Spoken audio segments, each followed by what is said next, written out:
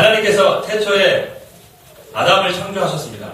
그리고 아담을 창조하신 후에 보니까 혼자 살아가는 것이 외롭고 쓸쓸해 보이셨어요. 그래서 아담에게 돕는 배필을 주시기로 계획하십니다. 그리고 아담을 깊이 잠들게 하신 후에 그의 갈비뼈 하나를 떼서 여자를 창조하셨습니다. 그때에 하나님께서 아담을 깊이 잠들게 하신 후에 이렇게 말씀하셨어요. 푹 자라. 앞으로 푹 잘 날이 없을 것이다. 결혼 생활이 만만치 않다라는 것이죠. 네. 인생이 만만하지가 않은 것이죠. 실은 병원에 가면 상당히 많은 환자들을 제가 만나게 됩니다. 어디서 많은 환자들이 쏟아져 나오는지 병원은 항상 미어 터집니다. 핑계 없는 무덤이 없는 게 아니라 제가 보면 인생에 사연 없는 사람이 없어요. 다 사연이 있어요. 말 못할 아픔과 상처를 가지고 있고 지금 살면서 견디기 힘든 고통의 순간을 지나가고 있고 모든 사람들이 살면서 인생의 어려움을 겪습니다. 그러니까 처음부터 태어날 때부터 끝날 때까지 해피하게 인생을 사는 사람은 단 한 사람도 없습니다. 왜냐하면 우리의 삶은 광야의 인생이기 때문에 그렇습니다. 우리는 지금 광야의 길을 걷고 있기 때문에 우리의 삶은 힘들 수밖에 없어요. 여러분, 광야는 어떤 곳입니까? 광야는 강렬한 햇빛이 내려지는 곳입니다. 더위로 인하여 걸어가기 힘든 곳입니다. 또한 먹을 것이 부족하고 마실 것이 부족한 늘 생존을 걱정해야 되는 것이 광야입니다. 우리 인생이 그런 것입니다. 늘 생존을 걱정해야 되는 것입니다. 먹고 살아가는 문제를 갖고 고민하고 강렬한 햇빛과 같은 수없이 많은 어려움을 견디면서 맞으면서 살아가는 것이 우리의 인생이라는 것이죠. 그러니 우리의 인생이 순탄하겠습니까? 만만하지 않습니다. 만만하지 않다는 것은 이미 여러분이 지금 다 경험하고 있는 것입니다. 인생은 만만하지 않습니다. 그러면 이런 광야의 인생길에서 우리가 어떻게 하면 성공적인 인생을 살아갈 수 있을까요? 바로 오늘 우리가 이 말씀을 통해서 살펴보고자 하는 내용입니다.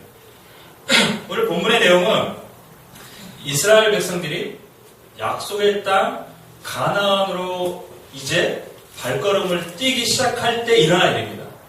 하나님께서는 이스라엘 백성들을 애굽에서 나오게 하시고 어디로 보내기를 원하셨습니까? 가나안으로 보내기를 원하셨어요. 하지만 중간에 경유지를 하나 만드셨습니다. 그것이 무엇이냐면 시내산입니다. 시내산을 경유하게 하셨어요. 왜냐하면 이스라엘 백성이 가나안으로 들어갈 때에 그 땅에서 하나님의 백성처럼 살아가기를 원하셨기 때문에 이 시내산에서 하나님의 백성처럼 살려면 어떻게 해야 되는지를 가르치기를 원하셨어요. 그래서 무려 1년여 기간 동안 시내산에 머물러 있습니다. 실제로 이스라엘 백성들이 애굽에서 나와서 가데스 바네아까지 가는 데는 약 1년 한 3, 4개월밖에 걸리지 않습니다. 그런데 그 많은 시간을 어디에서 생활하고 있습니까? 시내산에서 생활한 거 빼고 나면 실제로 애국으로 간 시간은 얼마 되지 않아요. 그것도 이렇게 삥 둘러서 갔기 때문에 오래 갔지, 직선거리로 갔다면 굉장히 빠른 시간 안에 가나안 지경 앞까지 도착할 수 있었을 것입니다.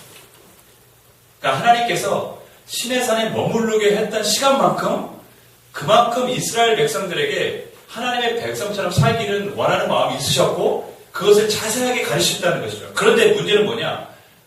그렇게 가르치고 가나안 땅으로 이제 출발하려고 하는 그때 며칠 되지 않아서 이스라엘 백성들은 바로 원망하고 불평을 쏟아내기 시작했다는 것입니다.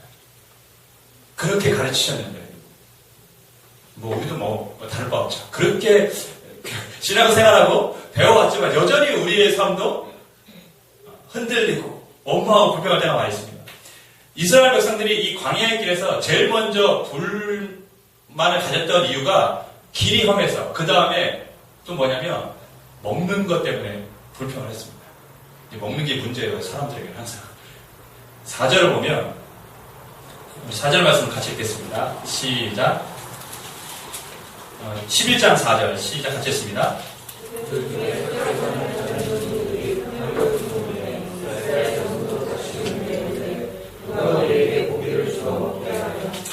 먹는 문제 중에 음식에 뭐라 그럴까요? 어떤 음식을 주느냐에 대해서 지금 이스라엘 백성들이 불만을 지금 쏟아내고 있는 것이죠. 가나안으로 가는 여정 중에 고기를 먹고 싶다고 불만을 터뜨리고 있습니다.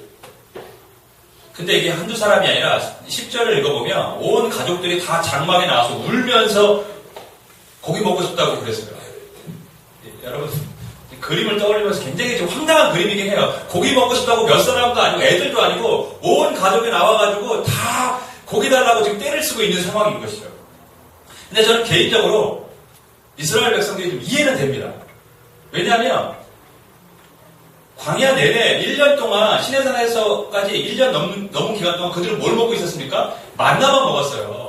물론 만나를 갖고 뭐 쪄서도 먹고 뭐 어떻게 해서도 먹고 자기 취향에 맞게 다양하게 음식을 만들어 먹었겠지만 그래도 1년 안에 똑같은 재료를 갖고 음식을 먹었다고 생각해 보세요. 질리겠습니까? 안 질리겠습니까? 3일만 먹어도 질릴 거예요. 근데 1년 넘게 그것을 먹었으니 다른 것이 당연히 생각났겠죠. 우리도 한동안 고기 안 먹으면 어떻습니까? 고기가 먹고 싶을 때가 있고 좀 땡기잖아요. 그래서 저희 교회가 주일마다 고기 음식을 이렇게 나오니까 불만을 갖지 말라고 신앙생활 하면서. 그래서 오늘도 돈가스예요. 고기를 주는 거예요. 불평하지 말라고. 이스라엘 백성들이 1년 동안 만나를 먹었기 때문에 실은 불평을 가질 수밖에 없어요. 사람이기 때문에. 그래서 남녀노소 애화를 할 것 없이 다 장막문에 나와서 고기 달라고 요구하는 것입니다. 근데 본문을 보면요, 여러분 좀 이상한 점을 하나 발견할 수가 있어요. 지금까지 만나를 1년 동안 먹었어요.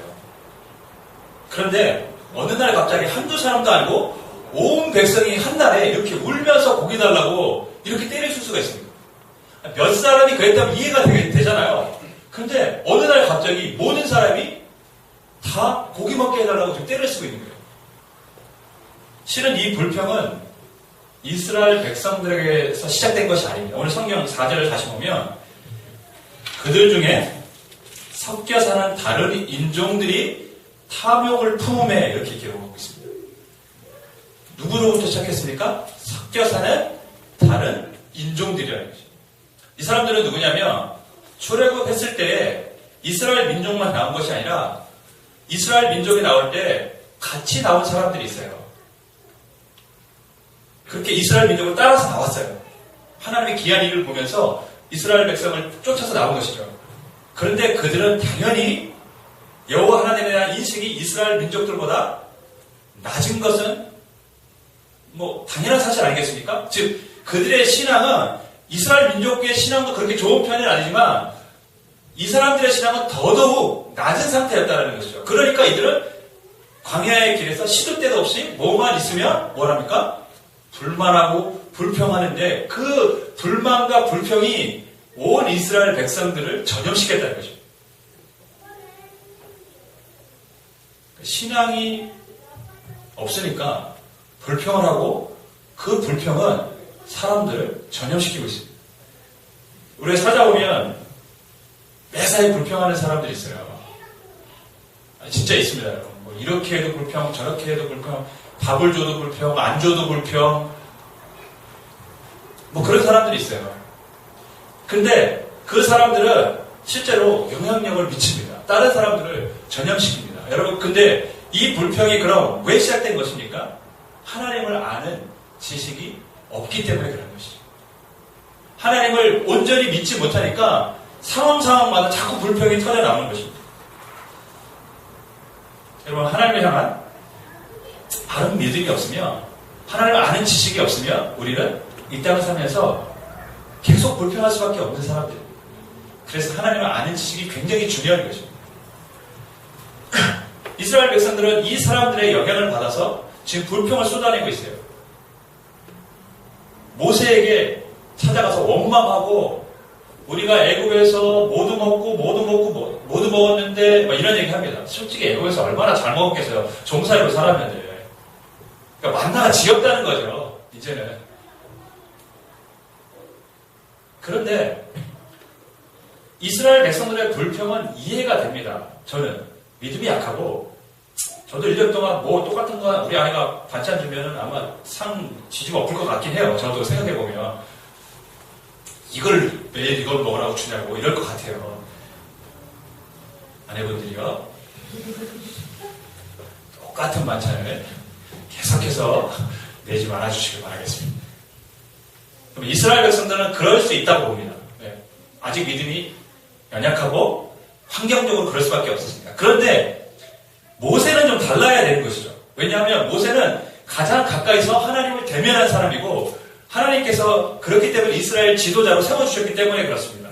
그런데 문제는 이스라엘 백성이 모세와 하나님께 불평하니까 이제는 모세도 하나님께 불평을 하기 시작했다는 것이죠.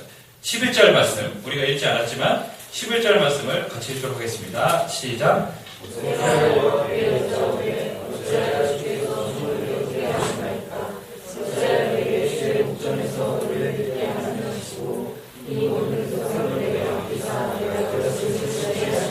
하나님 왜 나를 이렇게 괴롭게 하십니까? 이런 말이죠. 하나님 이 사람들 때문에 왜 내가 이렇게 괴로움을 당해야 되는 것입니까? 이제 이 짐을 좀 내려놓게 해주십시오. 그러면서 15절에도 굉장히 황당한 하나님의 요구를 합니다. 15절 말씀 같이 읽습니다. 시작. 주께서 내게 이같이 행하실진데 구하옵나니 내게 은혜를 베푸사 즉시 나를 죽여 내가 고난당함을 내가 보지 않게 하옵소서. 무슨 말이죠? 힘들어 죽겠습니다. 차라리 죽여주십시오. 그게 속 편하겠습니다. 그게 더 낫겠습니다. 이런 말이죠. 그러면 오죽했으면 모세가 이런 얘기를 했겠습니까? 실은 오죽 답답하고 오죽 힘들었습니다. 모세가 하나님 앞에 어떤 사람으로 칭찬을 받았습니까? 이 땅에서 가장 온유한 사람이라고 모세가 하나님의 칭찬을 받았어요. 이 세상의 모든 사람들 중에서 가장 온유한 사람이 모세다라고 하나님이 칭찬해 줬는데 모세가 지금 힘들다고 하나님 앞에 실은 자신의 성질을 어떤 면에서 좀 드러내고 있는 것이죠. 하나님 힘듭니다. 차라리 다 죽여주세요. 이제 내 짐을 좀 내려놓게 해주세요.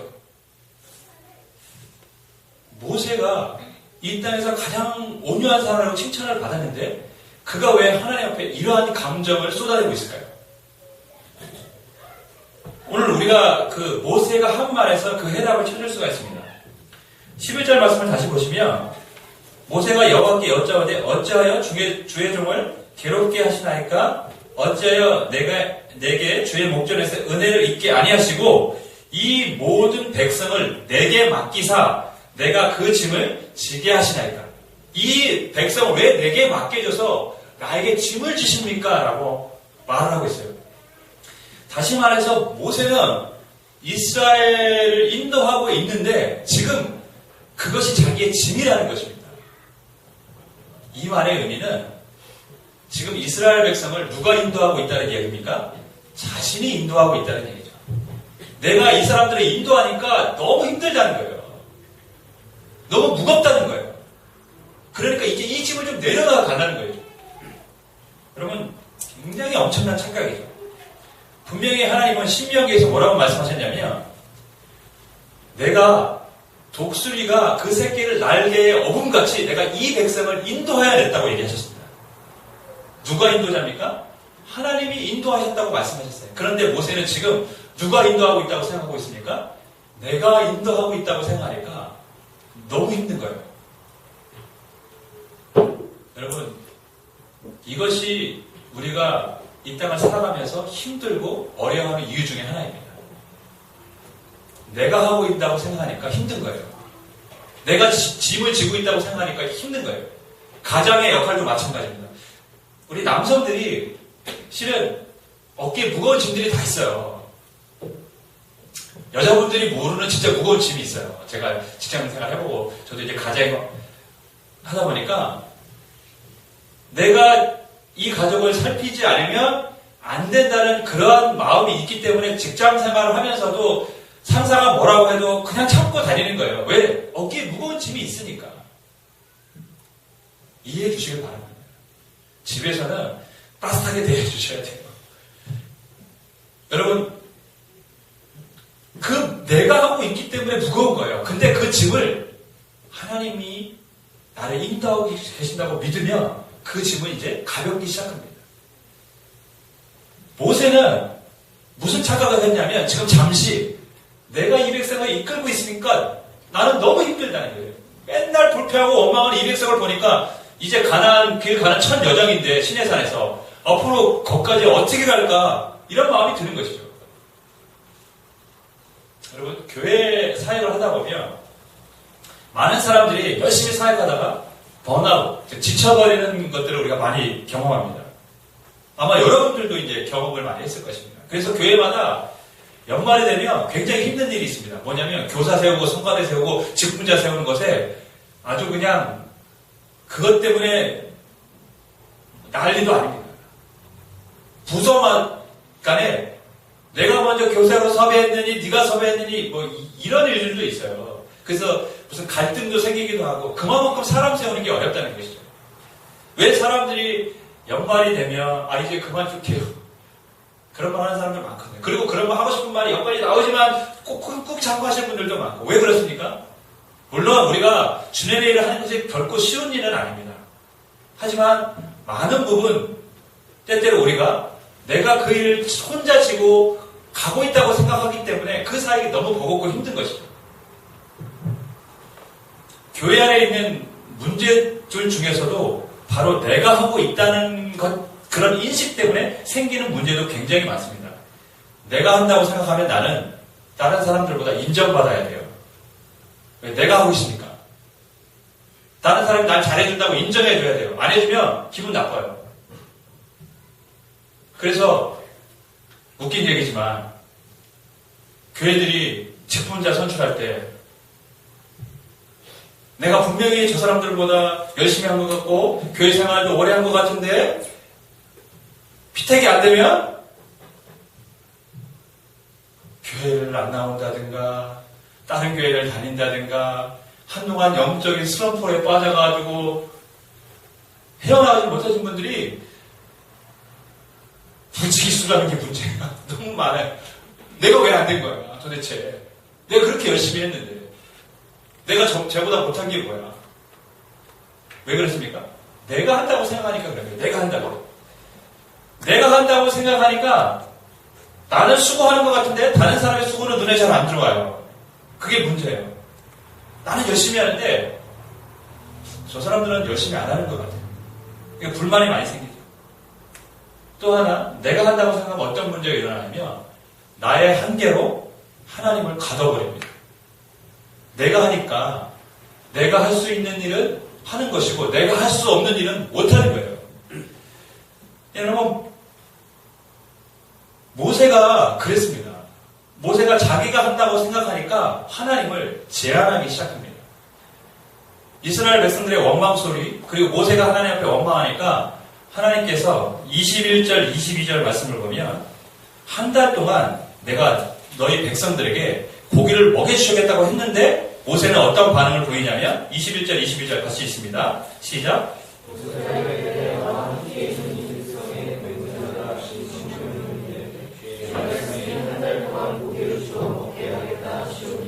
그들을 위하여 양떼와 소떼를 잡은들 조카오며 바다의 모든 고기를 모은들 조카오리니까. 지금 무슨 말입니까?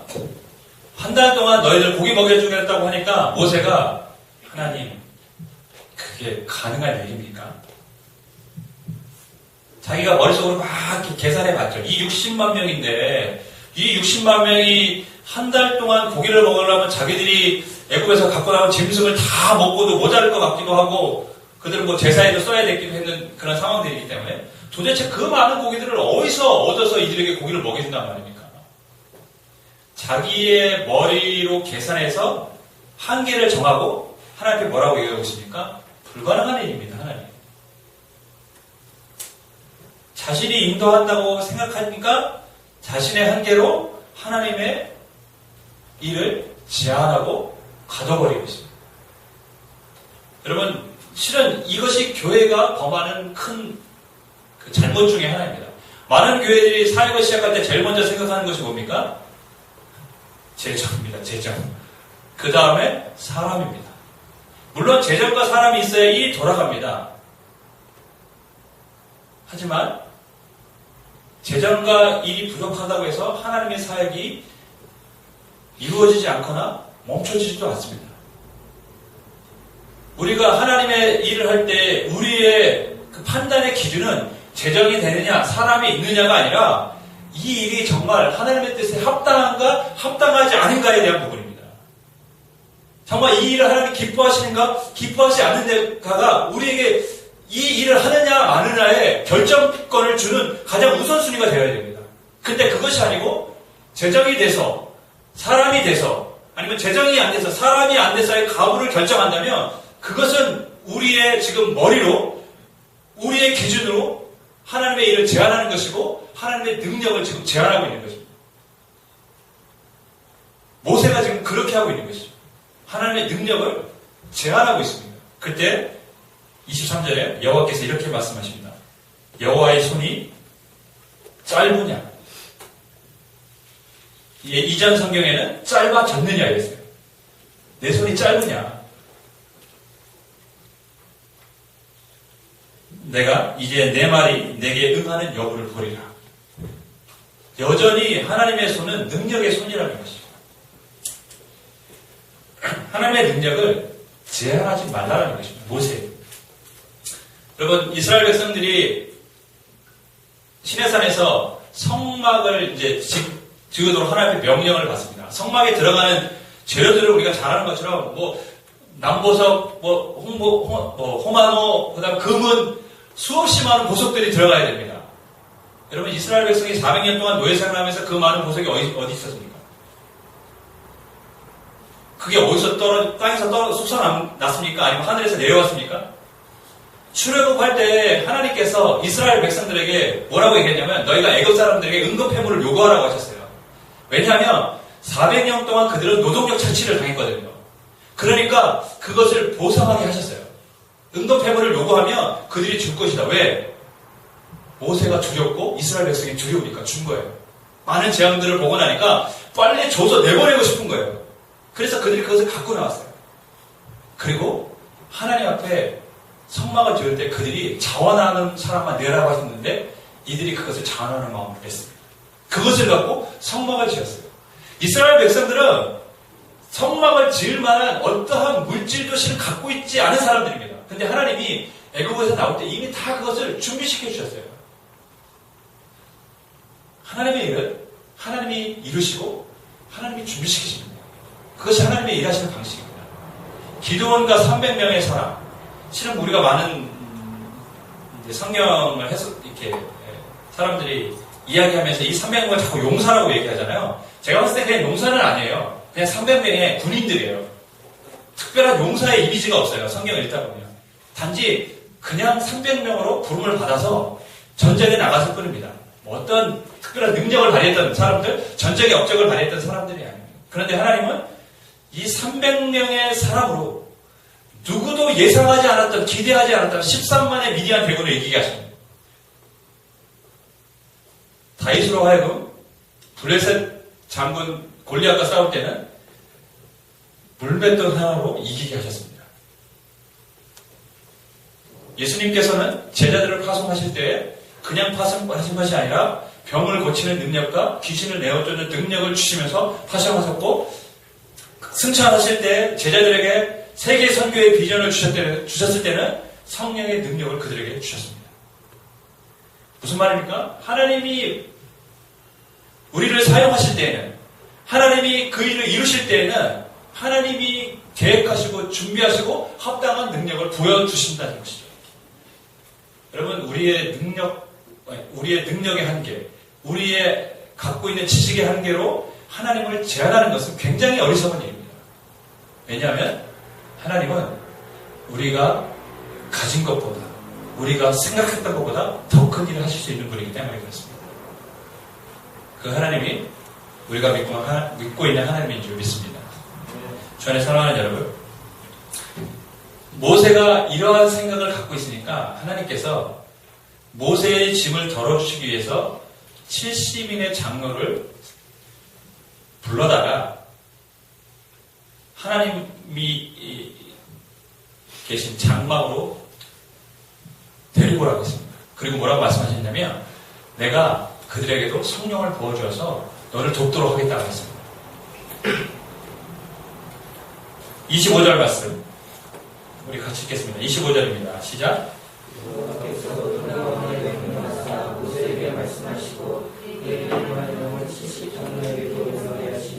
이게 우리가 주목해야 될 단어가 있어요. 그에게 임한 영을 누구에게 임하게 했다고요? 70장로에게 임하게 했다는 것이죠.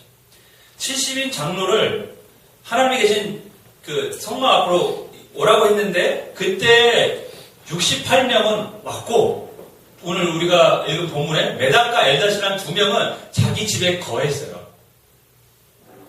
하나님이 나오라고 했는데 그 명령을 어기고 그 집에 머물러 있었어요. 저는 무슨 배짱으로 이들이 이렇게 머물러 있었는지 모르겠어요.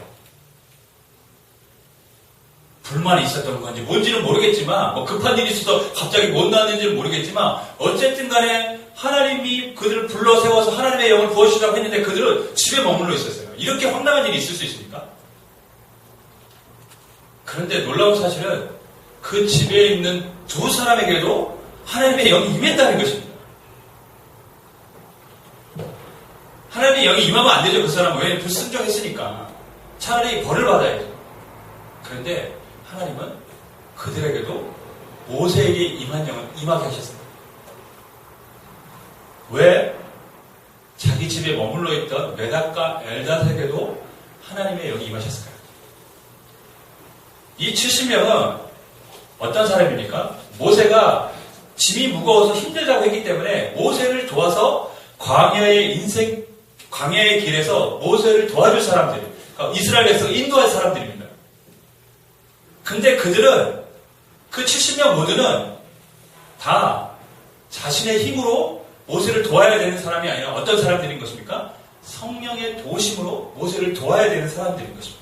68명만 모세를 도와줘야 되는 사람이 아니라 70명 모두 다 모세를 도와줘야 되는 사람이기에 그들 모두는 다 모세에게 임한 성령이 임해야 되는 거죠.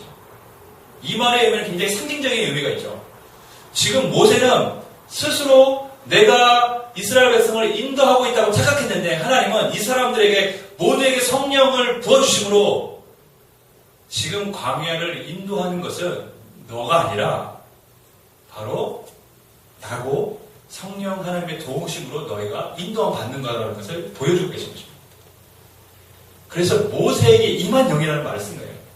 실은 하나님의 영이 그냥 임했다고 말해도 우리는 다 이해합니다. 그런데 굳이 성경은 모세에게 임한 영, 그에게 임한 영을 장로들에게 줬다는 것이죠. 다시 말해서 모세도 이스라엘의 지도자로서 지금까지 이스라엘 백성을 인도하여 왔는데 그 역시 뭐라는 것입니까?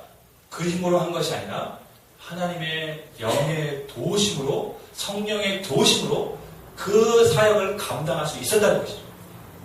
그러니까 모세에게 임한 동일한 영이 70인 장로에게도 임하는 것이고 그 사람들이 다 동일하게 성령의 능력과 도우심으로 이스라엘 백성을 인도할 수 있는 지도자가 될 수 있다는 거죠. 무엇을 말씀하고 계신 것입니까? 이스라엘의 이 광야의 인도자는 너가 아니라 하나님이시고 하나님의 성령의 도우심이 필요할 때만 너희는 그 역할을 감당할 수 있다는 것입니다. 저는 사랑하는 여러분, 실은 우리의 인생은 광야의 인생입니다.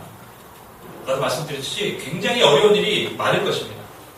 이 광야의 인생길에서 우리가 하나님의 백성처럼 살기도 어렵고 하나님 뜻을 이루는 것은 더더욱 어렵습니다. 그리고 하나님이 우리에게 바라시는 그런 하나님의 나라를 세워가는 사역도 굉장히 어려울 것입니다. 그런데 하나님은 이 광야의 인생길에 우리를 홀로 걸어가게 하지 않으셨다는 것을 우리는 주목해야 합니다. 하나님이 우리에게 광야의 이 인생길에 우리의 인도자를 세워주셨습니다. 누구십니까? 성령님이십니다.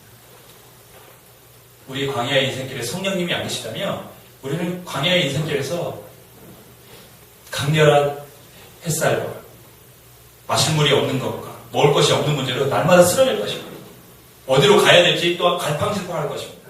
그런데 성령님이 우리의 인도자가 되십니다. 저는요, 개인적인 기도 제목이 있어요.